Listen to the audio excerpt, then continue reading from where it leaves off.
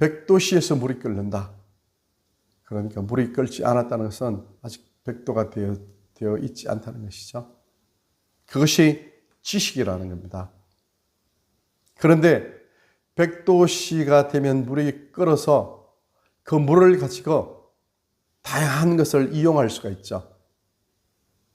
어떤 것들을 물에 삶아서 바이러스나 세포를 죽이는 그런 걸로 이용할 수도 있고, 또 음식을 완전히 익혀서 먹을 수도 있고, 또한 100도씨를 통해서 생산되어지는 수증기를 통해서 기계를 돌립니다. 전기 기관차죠. 터빈, 그것을 돌려가지고 거기에서 힘을 얻어서 동력을 얻어서 기차가 움직이고 또 배가 움직이게 하는 그런 것으로 이용할 수가 있다는 겁니다. 그것을 지혜라고 하는 것입니다. 지식이 많은 사람도 지혜가 없으면 아주 미련한 그런 인생을 사는 경우가 많다는 것이죠. 이 지혜는 지식이 많다고 지혜가 많은 것은 아니라는 겁니다. 온갖 것을 다 배워서 아주 박식할 정도로 지식이 많다 할지라도 지혜가 없어서 사람들에게 오히려 불임을 당하고 또 종이 되고 노예가 되는 그런 모습을 우리는 역사적인 사실 가운데서 굉장히 많이 봐왔습니다. 많은 힘이 있지만 현실적인 지식으로 보면 많은 군대가 있습니다. 적을 압도할 수 있는 그런 정도의 강력한 파워를 가진 이 군대가 아주 조그만한 지혜가 없어서 전체 다가 멸망당하는 그런 모습을 역사적인 전쟁사를 통해서 우리는 많이 보아왔다는 겁니다. 그러므로 이 지혜가 지식보다 더 중요하다는 그 사실을 우리는 알 수가 있다는 겁니다. 오늘 성경 본문에서 이렇게 말씀하십니다. 여호와를 경외하는 것이 지혜의 근본이다. 이렇게 말씀하셨습니다. 잠언서 다른 부분에서는 여호와를 경외하는 것이 지식의 근본이다. 이렇게도 말씀하셨습니다.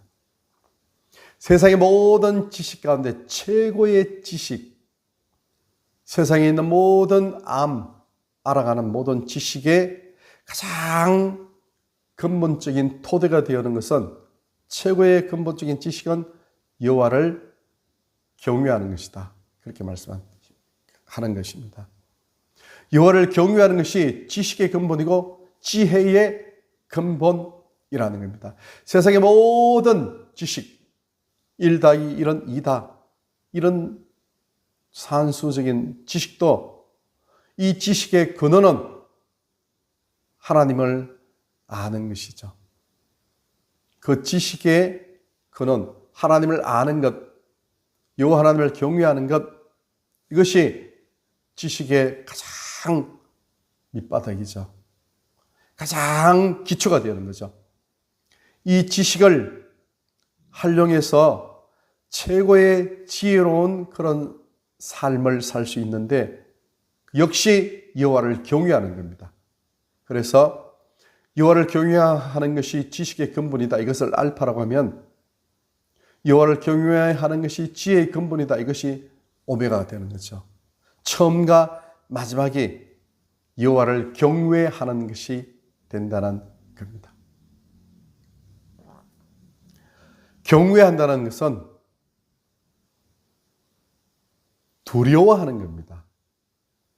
존경하고 두려워하는 겁니다. 엄청난 존재 앞에서 그 위험에 떨며 두려워하는 마음, 그것이 곧 경외하는 마음입니다. 엄청난 큰 존재가 자기 앞에 딱 있으면요, 사람은요 두려워합니다. 엄청 두려워하는 거죠. 그렇게 두려워하는 마음으로 존경하는 그런 상태.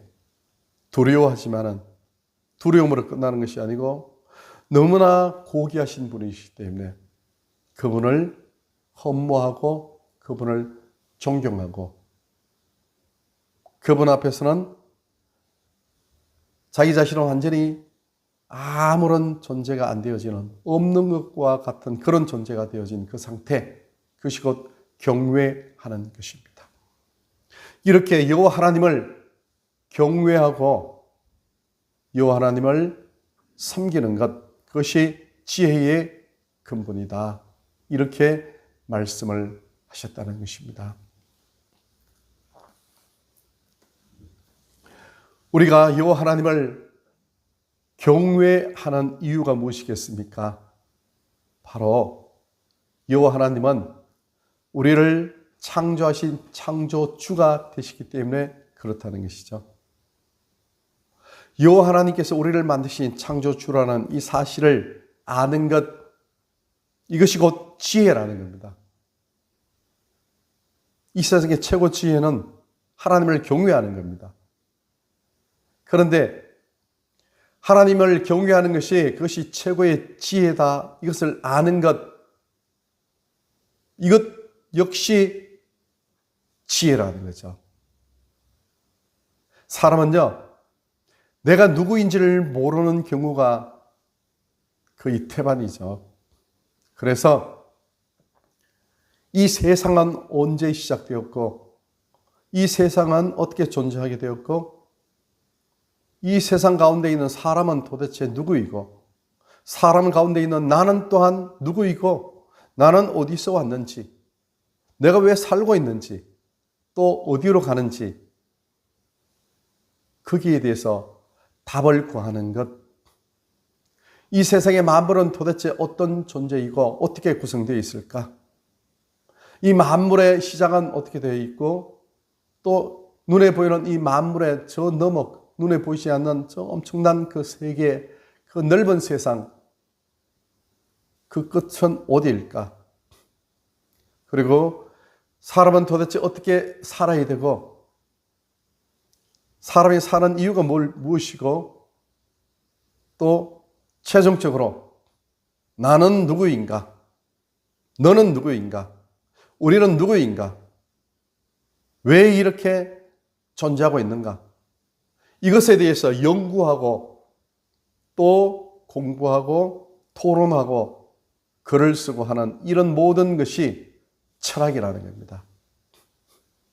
철학이라는 것은 지혜를 사랑하는 마음, 그것이 곧 철학입니다.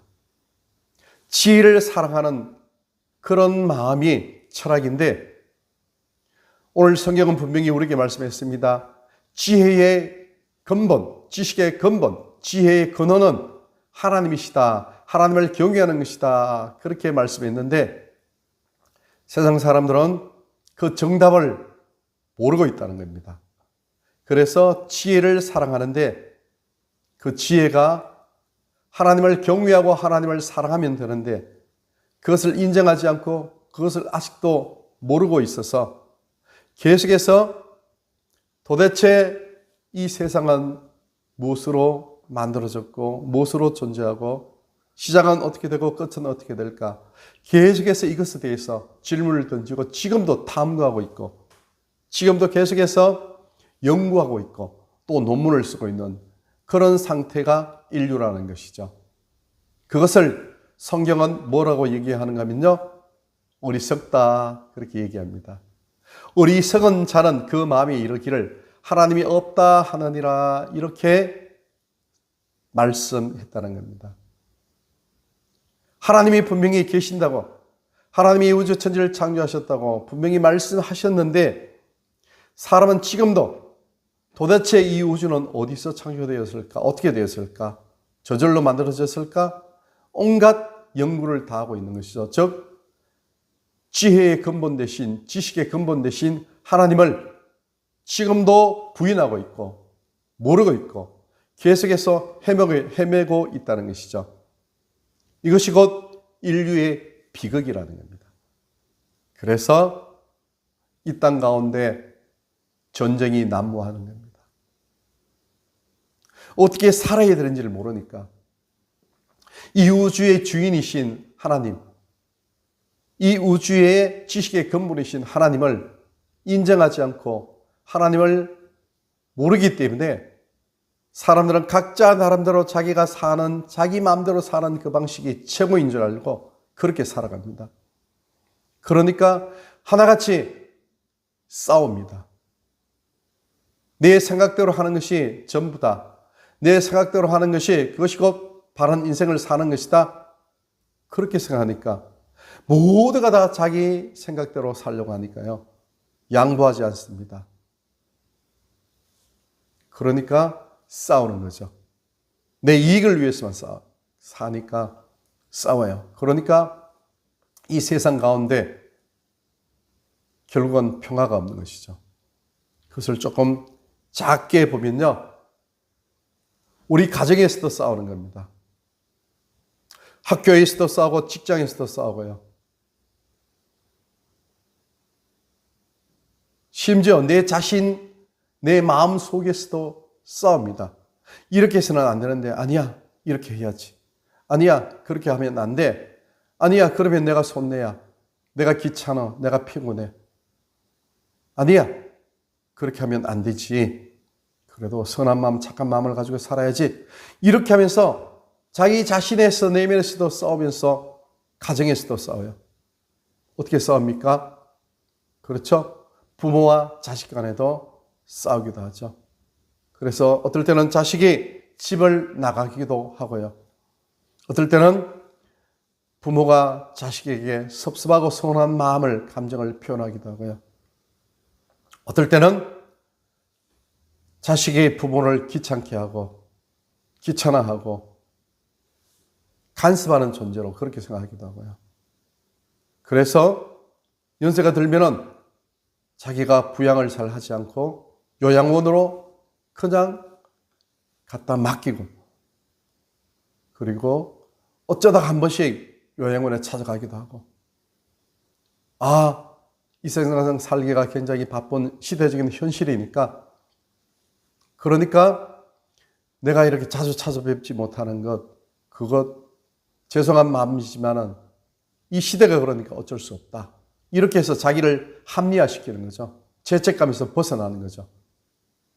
그렇게 부모님이 벌어지지 않았지만 실질적으로는 벌어진 그런 경우가 이 땅 가운데 굉장히 많아요. 소위 현대판 고려장이라고 할 수 있죠. 그것도 어디에서 비롯됩니까? 결국은 내만 생각한다는 그런 이기주의, 그것이 그 속에 있던 것이죠. 왜? 참된 자기 자신을 모르기 때문에. 즉 하나님을 모르기 때문에. 내 자신을 모른다는 것은요, 하나님을 모른다는 겁니다. 하나님을 안다는 것은 내 자신이 누구인지를 안다는 겁니다. 하나님이 천지를 창조하신 분이다, 그것을 인정하면은 나는 하나님 앞에 피조된 피조물이다, 그것을 알게 되는 것이고, 하나님을 알게 되면요, 내 자신의 시작이 그리고 마지막 끝이 어떻게 되는지에 대해서 알고 있다는 겁니다. 그러므로 겸손하게 살게 되죠. 그리고 하나님께서 말씀하신 그 말씀을 준행하고 실천하고 그렇게 살아가려고 노력하는 거죠. 하나님 말씀은 무슨 말씀입니까? 그렇죠. 예수님을 통해서 말씀을 다시 주셨어요. 서로 사랑하라. 여기 이 땅 가운데 살아가는 모든 사람들은 서로 사랑하라. 양보하고 희생하고 도와주고 섬기라. 이렇게 말씀하셨어요. 마태복음 7장 12절 말씀에서도 섬김을 받고자 하는 자는 먼저 섬기라 말씀하셨어요. 최고의 중요한 사람들에게 교훈이기 때문에 황금률이다, 이런 별명까지 있습니다. 왜 전쟁이 일어납니까? 왜 가족 간에 다툼이 일어나고 또한 직장 간에 안에서 지금 현재 벌어지고 있는 이스라엘과 이란의 전쟁, 우크라이나와 러시아의 전쟁, 그리고 수많은 곳에서 싸우고 있는 그런 싸움들. 왜 그런 싸움이 일어나고 있습니까? 서로 사랑하지 않기 때문에 그렇잖아요. 사람을 사랑하지 않아요. 그 사람이 가지고 있는 것을 착취하고 뺏고 파괴시켜야만 내가 그것을 가지고 획득하고 누릴 수 있기에, 그렇기 때문에 싸우는 겁니다. 그러면 무엇을 모릅니까? 하나님을 모르기 때문에 그렇다는 것이죠. 하나님은 말씀하셨어요. 서로 사랑하라. 너희들이 이 땅에 사는 것이 전부가 아니다. 영원한 천국 영생이 준비되어 있기 때문에 이 땅에서는 70년, 80년, 90년 사는 동안 서로 사랑하고 서로 섬기는 것을 훈련하고 배우고 그리고 천국 오라 이렇게 말씀하셨는데, 하나님을 모르니까, 하나님을 아는 것이 지식의 근본이라 하였는데 이런 지식이 없으니까, 하나님을 경외하는 것이 지혜의 근본이라 했는데 이런 지혜가 없으니까 서로 싸우고 물고 뜯고 죽이고 이렇게 하는 것이죠. 사람은 당연히 그것을 모를 수밖에 없다, 이렇게 치부해서는 안 된다는 겁니다. 제가 전도를 하면서 아주 7개월 된 어린 아기가 사거리에서 신호를 기다리고 있는 그동안 저와 눈이 마주쳤어요. 그런데 이 아기가 저를 보면서 처음에는 아주 천진무구한, 순진무구, 천진난만한 그러한 눈빛으로 저를 보고 있었어요. 저도 바라보았죠. 조금 지나니까 이 아기의 미간이 살짝 찡그러지는 모습을 봤어요. 그러니까 상당히 저를 보되 주의 깊게 아주 나름대로 신경을 쓰면서 저를 뚫어지게 아마 바라보고 있는 그런 상황이겠죠. 너무 귀엽죠. 속으로 그렇게 했죠. 아, 이 애기 참 똑똑하게 생겼구나. 참 지혜롭게 생겼구나. 벌써 아주 작은 애기가 어떻게 저런 감정을 표현할 수 있을까?